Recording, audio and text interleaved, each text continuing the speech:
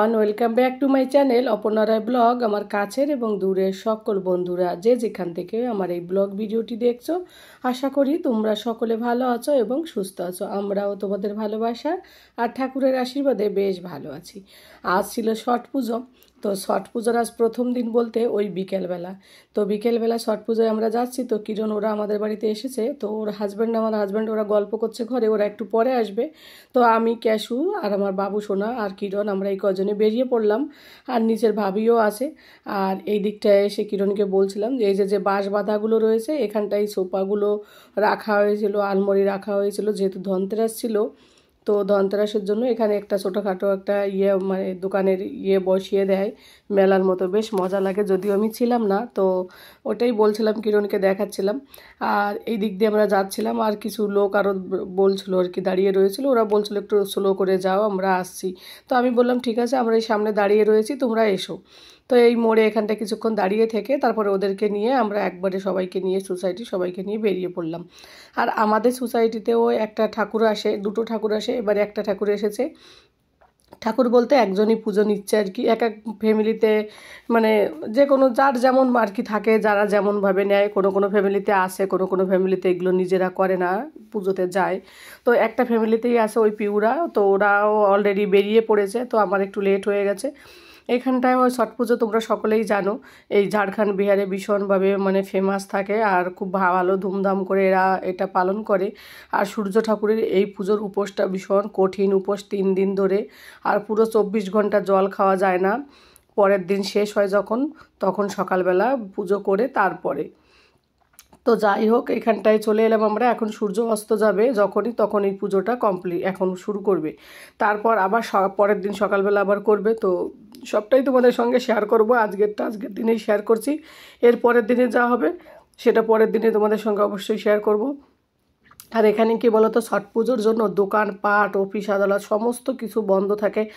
একটা কোনো কিছু বাড়িতে লোক থাকে না, প্রত্যেকটা বাড়িতে তালা মারা থাকে। এখানটায় পুরো গ্রামে যেখানেই যাবে সবাই চলে আসে, মানে এতটা ফেমাস। ছোটো বাচ্চা থাকলেও দেখি কোলে করে সব নিয়ে চলে আসে, সেজে গুজে সুন্দরভাবে শাড়ি মানে সেজে গুজে আসে। আমরা যেমন দুর্গাপুজোতে করি, ওরাও এইভাবে ছট পুজোটা সুন্দরভাবে পালন করে। আর এই পুজোতে যে উপোস থাকে যারা যায় আর কি, প্রতিদিন এক একটা নতুন শাড়ি পরে যেতে হয় ওদেরকেও, পুজোটা করতে হয় নতুন শাড়ি পরে। আর এই যে আমাদের সূর্য দেবতার পুজো আর কি, তো সূর্য ঠাকুরকেও এখানে বসিয়েছে, এখানেও পুজো করা হয় পুরোহিত দিয়ে।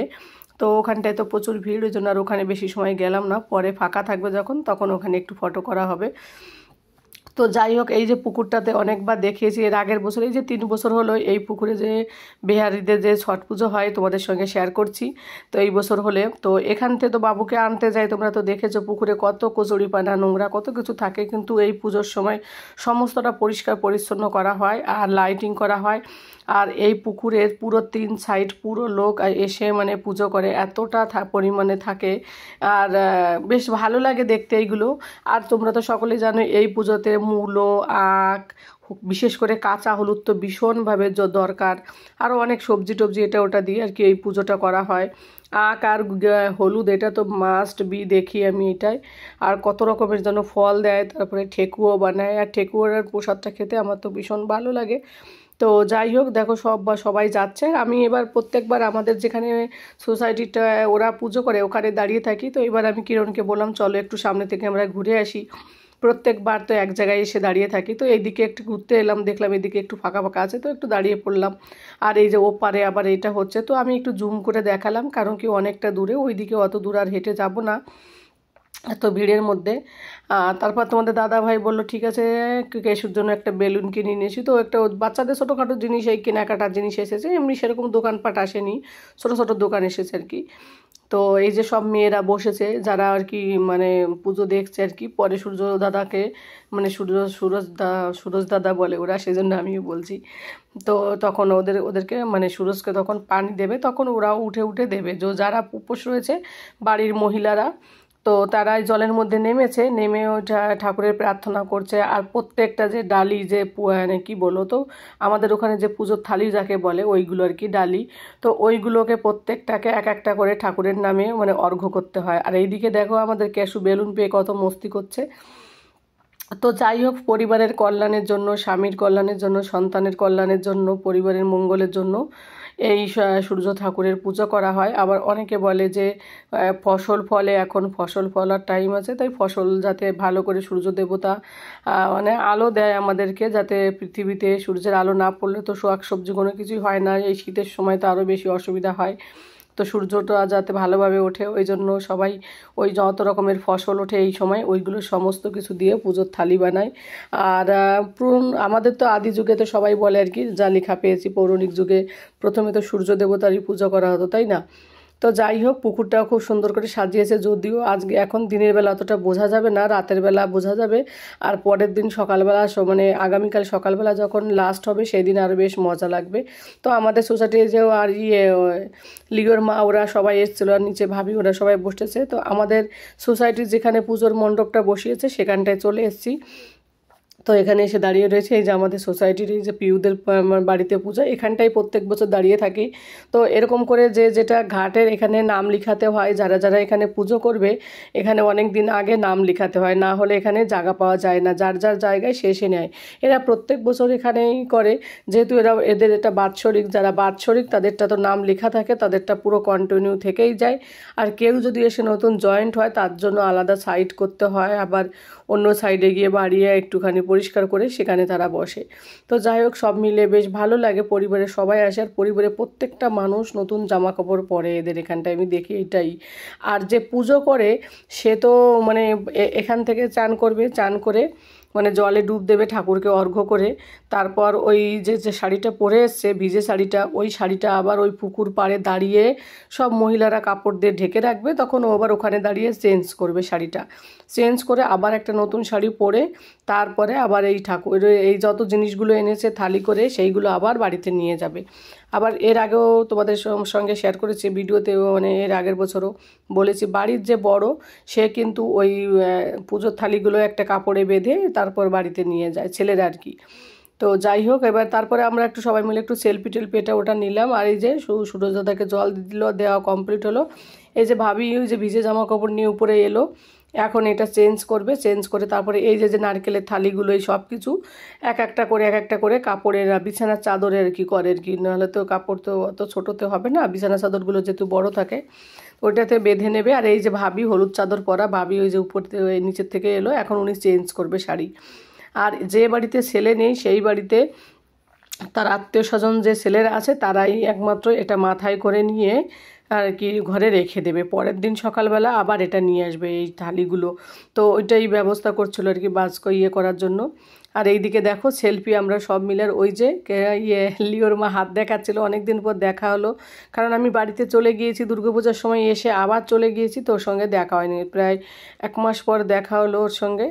তো তারপরে এখান থেকে ভিডিও করার পরে ওর সঙ্গে একটু সেলফি করলাম, একটু কথা বললাম, কারণ বহুত দিন কথা হয় না। আর এই যে দেখো যেটা বলছিলাম যে ওই থালিগুলো, সমস্ত থালিগুলো এই যে বাড়ির ছেলেরা আর কি, ওই ভাবির হাজব্যান্ড হচ্ছে প্রথমটা নেবে, তারপরে ওনার বড় ছেলে, এরকম করে করে করে সবাই নেবে আর কি, ছেলেরাই নেবে, একমাত্র ছেলেরাই এগুলো মাথায় নেবে।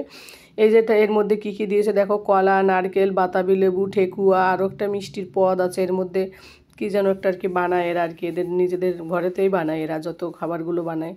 আর এই যে কত প্রদীপ যেন দিতে হয়, সেই প্রদীপের থালি ছোটো ভাবি ধরেছে আর বড় ভাবি রয়েছে। আর এই যে ওর বাবাকে প্রথম তুলে দিল, এবার ওরা ওর কাকা ওরা সবাই নেবে মাথায়, নিয়ে এগুলো ঘরে রেখে দেবে। তো পুজো আজকের মতো এখানে কমপ্লিট হলো, এর পরের দিন আবার সকালবেলা আসবে, তখন ওটা লাস্ট হবে পুজো। তো ভাবি তো আজকে জলও খেতে পারবে না সারাদিন, আর আগামীকাল গিয়ে সকালবেলা পুজো করার পর প্রসাদ নেবে তারপর। তো যাই হোক, সব মিলিয়ে বেশ মজাদার লাগে, এদের সঙ্গে থাকতে থাকতে আমারও বেশ ভালো লাগে, কারণ সবাই মিলে সাজুগুজু করে এসে পুজো দেখতে কার না ভালো লাগে, তাই না বলো? আমরা যেমন বাঙালিরা যেমন দুর্গা পুজোকে প্রচুরভাবে এনজয় করি, মজা করি, এরাও কিন্তু ছট পুজো এদের কাছে ভীষণ, দীপাবলির থেকেও ভীষণভাবে মানে একটা। আর এই পুজো দেখো কলা কতটা জরুরি, এই তো কলার কান্দি নিয়ে এসেছিলো, আবার কান্দি নিয়ে যাচ্ছে, কালকে আবার নিয়ে আসবে। তো সবাই যার যার যার হয়েছে পুজো তারা সবাই বেরিয়ে পড়ছে একটা একটা এক এক করে। তো যাই হোক, এই সব মিলে বেশ ভালো লাগলো। আর এই যে প্রথম দেখলাম একটা মেয়েকে তুলে নিচ্ছে, হয়তো তার বাড়িতে লোকজন নেই নাকি জানি না, তো কিন্তু এটা নিয়ম হচ্ছে, ছেলেরাই মাথায় নিয়ে নেয়। তো যাই হোক, তারপর পুজোটা পুকুরটা অনেকটা খালি হয়ে যাচ্ছে, আমরা এখন বাড়ির দিকে যাচ্ছি, কারণ প্রায় সবার হয়ে যাচ্ছে, যাদের হয়নি মা অনেকে হয়তো ড্রেস চেঞ্জ করছে, অনেকে হয়তো যাচ্ছে, এই দেখো ফাঁকা হয়ে যাচ্ছে। তো এই করে করে সবাই চলে যাবে আস্তে আস্তে, মানে পুজোটা কমপ্লিট হওয়ার মনে কিছুক্ষণ 10-15 মিনিটের মধ্যে পুরো পুকুরটা ফাঁকা থাকে। পুরো এত সময় ধরে এত লোকজন, রাস্তাঘাট পুরো জাম, আর এই রাস্তায় গাড়ি ঢুকতে দেয় না, এই সময় 4 চাকা কোনো কিছুই ঢুকতে দেয় না, মানে এতটা থাকে, মানে পুরো দিন ভর এখানে কোনো গাড়ি আসতে দেয় না, শুধু স্কুটি বাইক ছাড়া। তো যাই হোক, লাইটিংগুলো এখন সেভাবে বোঝা যাচ্ছে না। পুকুর পাড়টা পুরো বাজার থেকে পুরো পুকুর পাড়টা পুরো লাইটিং করে সাজিয়েছে, বেশ সুন্দর লাগছিলো দেখতে। এই যে ভাবির মেয়ে, ছেলে মেয়েও এসছে, তো আমরা সবাই মিলে এখন বাড়ির দিকে যাচ্ছি। তো ফাইনালি ঘরের দিকে চলে এলাম বন্ধুরা। কিরণরাও আমাদের ঘরে যাবে, তো তোমাদের দাদা ভাই বললো যে একটু চলো জিলিপি খাওয়াবো। তো আমাদের দুজনকে ঘরে রেখে আমরা একটু সোসাইটিতে হাঁটাচলা যদিও করছিলাম, সেগুলোর ভিডিও করিনি। আমাদেরকে ওখানে রেখে ওরা দুজনে আবার একটু স্কুটিতে করে বাজারে গেল, সেখান থেকে একটু ওই জিলিপি নিয়ে এলো। জিলিপি বলতে আমাদের ওখানকার বাঙালিদের মতো ওরকম জিলিপি না, এদের এখানে জিলিপিগুলো কেমন যেন একটু টক টক লাগে, খেতে অতটা আমার মজা লাগে না। কিন্তু হ্যাঁ, জিলিপিগুলো ভীষণ সরু থাকে, তার জন্য আমি একটু খাই, তাছাড়া আমার ভালো লাগে না। তো অনেকটা গুজরাটিদের এই জিলিপির মতন টক টক জিলিপি মজা লাগে না। তো যাই হোক, এখন অনেকটা অন্ধকার হয়ে আসছে আস্তে আস্তে করে। আর এখন দেখো 5:30 নাগাদই সন্ধ্যা হয়ে যায়, ওই জন্য একটু একটু করে লাইটিংগুলো বোঝা যাচ্ছে। এই যে আমরা ঘরের দিকে ছুটছি, আর কতটা লোক যাচ্ছে দেখো। এটা হচ্ছে বাজারের দিকে রাস্তাটা, এটা পুরো লাইটটা পুরো বাজার পর্যন্ত হাই রোড অবধি দিয়েছে।